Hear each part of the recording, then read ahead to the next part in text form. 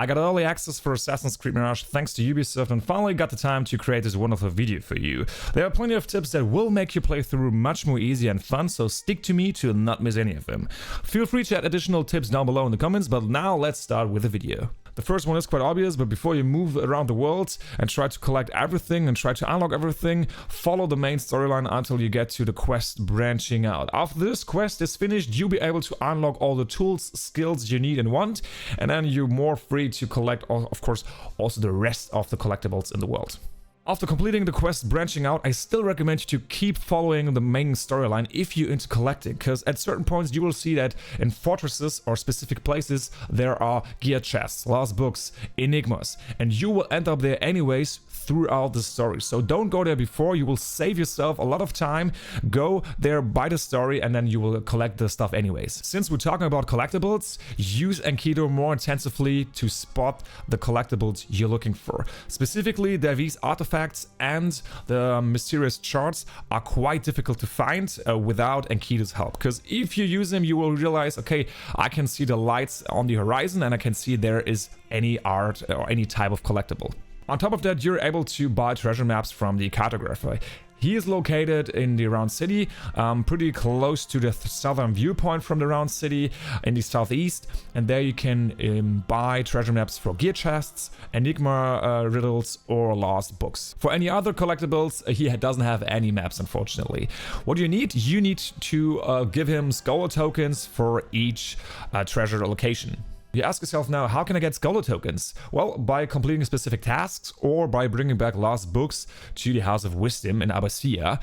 That's a quite exhausting process. I can give you another one, an easier one, where you can also make a lot of money. If you've already heard this tip, then you can use the timestamps down below to skip this point here. But for those who didn't hear about it, it's quite easy. First of all, you go into your options menu to gameplay and turn on guaranteed pickpocket. That means you can pickpocket any person in the world of Assassin's Creed Mirage without playing this weird minigame. Then go to the south of Baghdad and go to the bazaar. There are a ton of people with a ton of money, and give yourself 10 minutes and you will make easily a lot of tokens and a lot of money by pickpocketing the people who are walking there. As you can see here in the playthrough, it's very easy. And by that you saw I made some money, which I can then invest in resources, and also I made some tokens, which I can then invest in the treasure maps from the cartographer or in any other favors, for example. This would be my next tip. Favors are so underrated. You know those probably from black box missions. You know, the people who smuggle you in or the mercenaries who provoke guards. But you can also use those favors outside of those black box missions, and you can still be very efficient with them. Specifically, if you want to enter a specific fortress or specific place where you have located a collectible or where you located a target that you have to eliminate, then those favors, they are really helping you. And as you can see, I didn't use them enough. I have so many tokens left, so definitely don't make the same mistake and use the tokens. Since we're talking about mistakes, you shouldn't do a mistake and not leave a like on this video if you really found it helpful. Otherwise, let me know in the comments down below why it wasn't helpful for you, but let's move on to the next tip. I explained to you how to get money easy, I explained to you how to get the collectibles easy, where to find them easily, how to get tokens easily, but I didn't explain to you how to get skill points easily, because this time in Assassin's Creed Mirage there's no level system, so you will only get skill points through story missions or through collectibles or through another thing called contracts. Contracts are also really underrated because you have the chance to make a lot of resources and also a lot of skill points easily, and also to get, by the way, the best outfit in the game.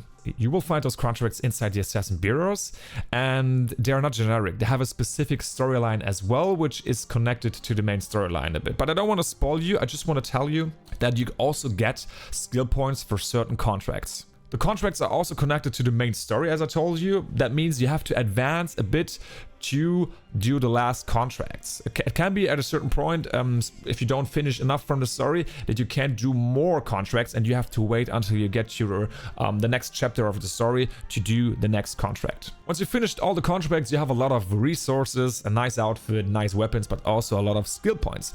And I show you which skills you should use and take in the beginning to be the master of Baghdad.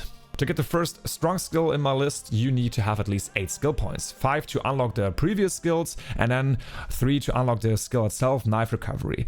Throughout the story, you will get this tool anyways, but the ammunition is limited, and inside those fortresses you have some places where you can refill yourself, but it's much more easier with this skill to refill yourself if you retake the throwing knives you throw at the enemies. I would definitely recommend you to also choose extra tool capacity 1, cost you 2 skill points. This way you can choose my personal favorite, the smoke bomb. With this one you're also very flexible if you go offensive or defensive, so in combination with the throwing knife you're more flexible, and definitely in emergency situations you can escape if you want to, for example. As you can see here, I didn't use the skill emergency aim at all.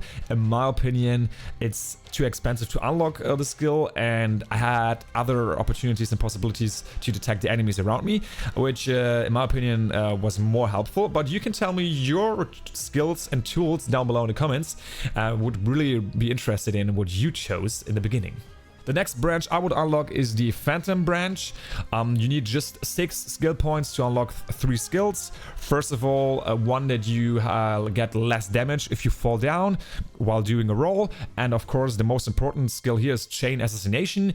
Costs you 3 skill points. And in certain situations, it's very helpful if you didn't spot an enemy, or if there are 2 enemies close by, that you use this Chain Assassination to be undetected. The last one is my favorite. It's called Engineer and costs you 4 skill points. It allows you to use 2 tier 1 upgrade tools at once for each tool, which is amazing. I will get onto that in a second. But also the previous skill is nice. This one allows you to collect items from killed enemies automatically, which is very helpful. You're already waiting, so let's jump to the tools. I selected 3 in my playthrough. Those are for me the most flexible ones, and the first one is the one we get throughout the story. As I told you, the throwing knife. My perks are following. My tier 1 perks are extra capacity, which allows me to have more knives, and sharp blade to deal more damage. My tier 2 perk is light blade, which allows me to charge my throw to increase the range and damage, which is obviously very helpful. And the last one is correlating with my assassin playstyle, corrode bodies. This way the bodies dissolve after I've killed them, which is very helpful to not be detected, of course. The second tool I chose is a smoke bomb, offensively and defensively, the most flexible one in my opinion. So if you're in open combat, you can definitely use the smoke bomb to protect yourself, to kill the enemy. If you're in a fortress, if you're hiding, if you want to kill a group of people, you are still able to with the smoke bomb without being detected, which is amazing. So very flexible. My perks are following. At tier 1 I use of course extra capacity. So this way I have more smoke bombs, and also the duration is increased by the perk durable smoke. One that suits my silent playstyle as well is the tier 2 perk Silent Blast. This way enemies can no longer hear my smoke bombs, which is crazy good. In case of emergency, I use Mind Wipe. This causes the guards to, well, forget me if they saw me before. So if they're caught in the smoke, then they will forget everything. The last tool on my list is the Blow Dart. I use this one when I'm on a stealth mission, or when I need more time, or when there are a lot of people, when it's very difficult. And here I have the tier 1 perks Extended Range, which of course extended range in which I can use the Blow Dart, and also of course extra capacity here as well. There are a lot of situations where people stand pretty close by, and the tier 2 perk Cloud Impact helps me, sending them to sleep together. And the last perk is pretty overpowered. The tier 3 perk Deep Slumber allows me to send people to sleep and they will never wake up, which is very, very relaxing for me if I'm in a specific situation of stress, or if I don't know if I can do that on time, if I can kill the enemy or the target on time, or if I can steal the valued item on time. I know sometimes you will end up in situations where you don't have any tools left. You're empty, you're in open combat, so you need definitely the right outfit and the right weapons. In my opinion, the first outfit you get is the best. One of the best, at least. The game is rewarding you with assassinations, with silent play style. So the Initiative Alamut outfit is really helping you by that. I mean, as you can see here, the perks are following enemies here, 100% less noise emitted by Basim during assassinations. So they won't hear you if you assassinate somebody, even if you're close by, which is really helpful. That doesn't help you in open combat, of course. Therefore, you have the weapons. First of all, the Initiative Alamut Dagger, which deals 25 defense damage when you parry. You will do that anyways, so good. And if you successfully parry, then the Initiative of Alamut Sword is even better, because the next attack will deal 50% more damage then, which is in one kill immediately, actually, for the enemy. If you had the time to complete all the contracts, you'll be able to have the Rustam outfit also fully upgraded. And the perks are crazy. Enemies hear 100% less noise emitted by Basim while moving. So it doesn't matter where you move, how to move, how fast you are. If you sprint, doesn't matter. They don't hear you, which is crazy. Doesn't help you in open combat, of course, but it helped. Well, it's helping you in the silent playstyle, which is of course rewarded and preferably played by all the people out there. The Rustam sword is, in my opinion, the best sword in the game. The perk is amazing. Every consecutive attack deals plus 5% damage, up to a maximum of 50% plus damage, which in open combat definitely helps you. My personal favorite in terms of dagger is the Dagger of Time. This, of course, is only available if you purchase the Digital Deluxe Edition or Deluxe Edition. So if you didn't buy it, then I would stick to the Initiative Alamut Dagger. But if you had the chance to get the Dagger of Time, then look at the perk. Perfect parries slow down time for 3 seconds.